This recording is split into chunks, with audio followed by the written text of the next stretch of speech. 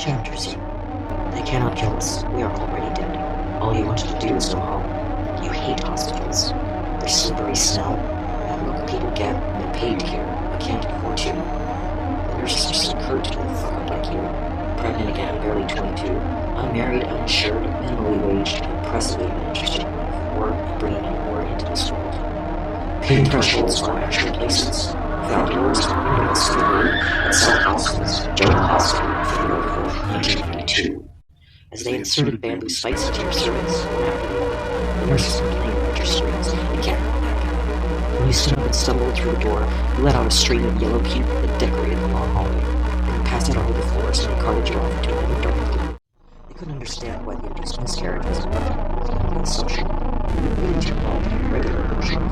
The fetus was now 15 minutes.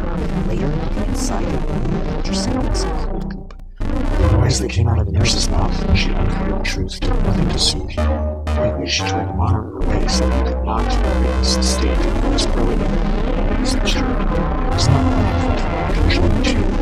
Aggravated, they agreed that an operation would have to be performed, following warnings from the room this misery and addresses to take. That night, boyfriend you ever had was brain enough to set a single tiny apartment in your countries. The relationship itself felt much like type music and industrial, methodically exercising your demons every week by dancing in a venue in Cambridge. Reveled in the electronic barrage of controlled meeting and molten cause. No sneaky, gently flowing hand gestures here, just hard, sweet, underlying coldness and detachment that lasted for 7 months to reveal itself on the stone and the stone. Although there was no carburetor remains of abortion is a given, there's no discussion, there's no fucking way to make it out. This seems emphatically very easy to free yourself from being all time. You were too drunk, too high, too self-absorbed, and too unstable to raise a shoulder. Especially and or inevitably on your own. No, we couldn't even manage doing something cold. Already at the ripe old age of 8, going toward legal age, the second year big brown, and he snatched you by the wrist to drag you around the schoolyard with his little mind. When he spoke, he told you to shut up, and he snatched your wings back and you didn't like you to make everybody in recess. The strands seemed to have no end, and she hated the word girlfriend. Socially controlled, sexually objectified, emotionally suffocated, spiritually stubborn, and controlled.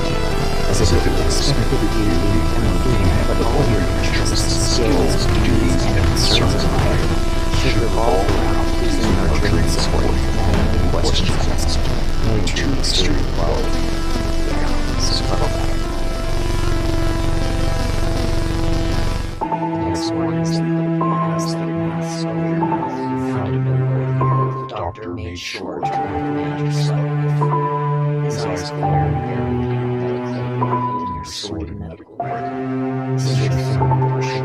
You could have stopped doing this to yourself. Counting backwards from 10, fell under 7, but now fell by nice enough fuck you to all those comfortable judgments standing below you. You could have stopped doing this to yourself. Thus far, all of your experiences in life have taught you that sex is only good. This belief found itself compounded by your mother's accusations as to why your father had been sexually abusing you for so many years. It's your own fault, she said, for dressing like a slut.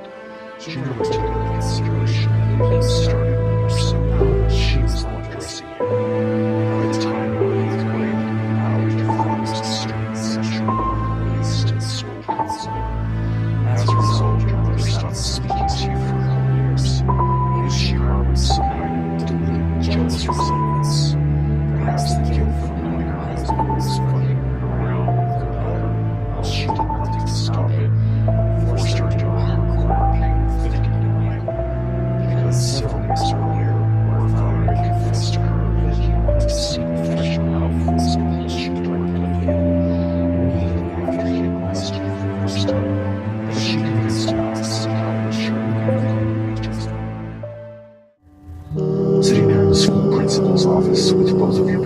wrapped attendants. Her father rapidly admitted his guilt and let out a sigh of loathsome relief.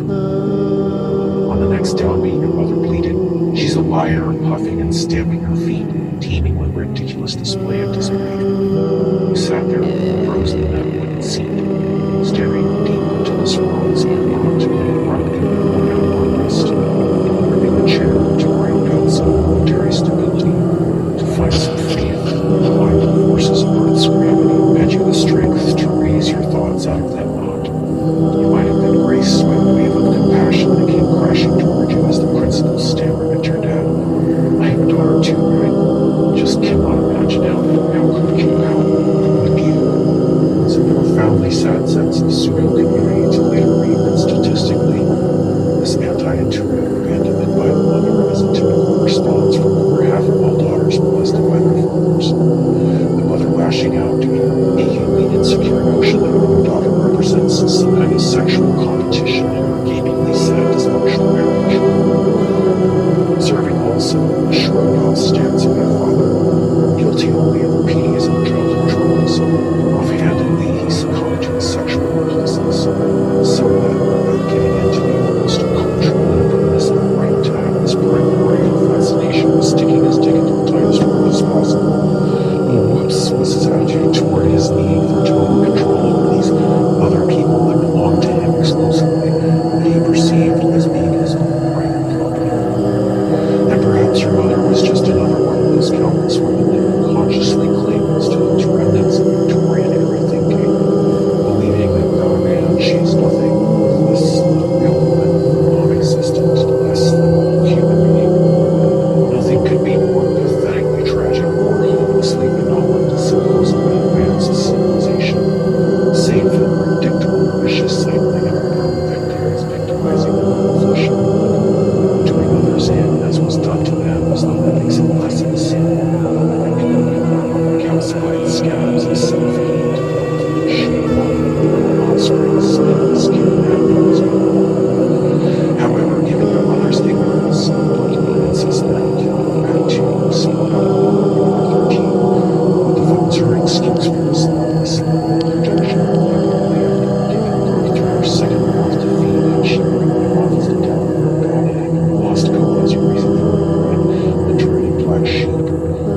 Why the free violent meetings put upon both you and your old girl cause her to do nothing but stand aside and helplessly weep? How many paces away would she probably stay, hoping that think you would believe it in some way?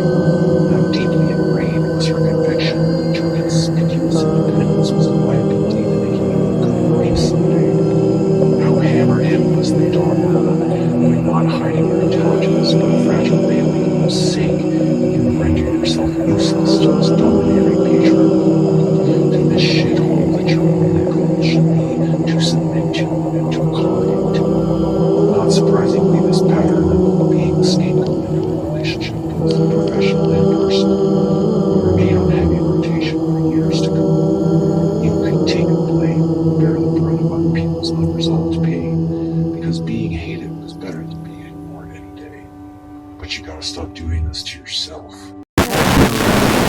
Basically, it might have changed things. The shame that was put upon her by her own for her and her own for her, going back 7 generations of ancestral trauma that you were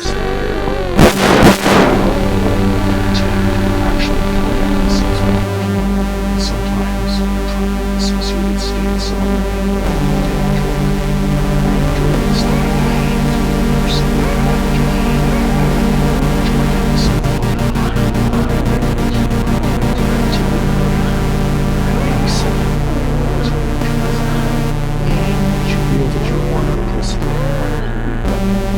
implicitly believing that the image of your half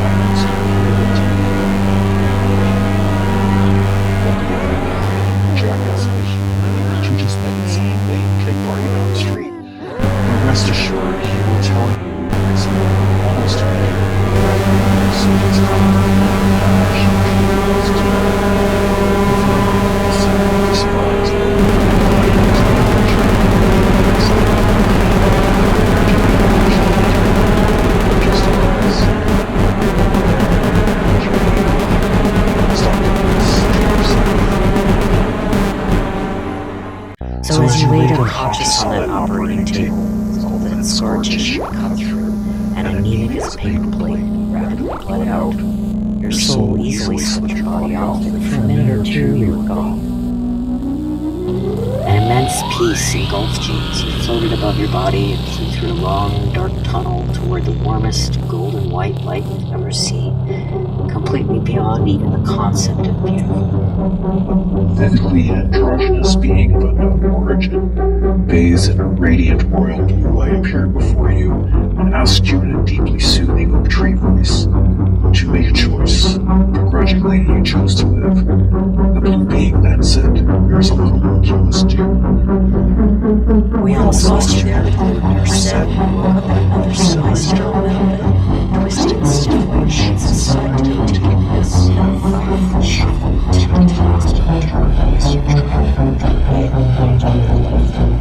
Look here, how dead sheets of white chocolate left. Closing them after you release really slowly down onto the toilet. Stare at the silverfish swimming indifferently across the plate, all of keeps technical.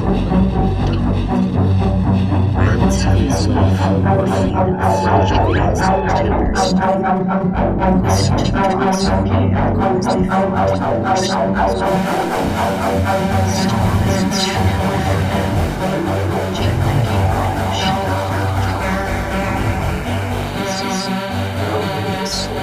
I'm so grateful for this gesture then, and even now still.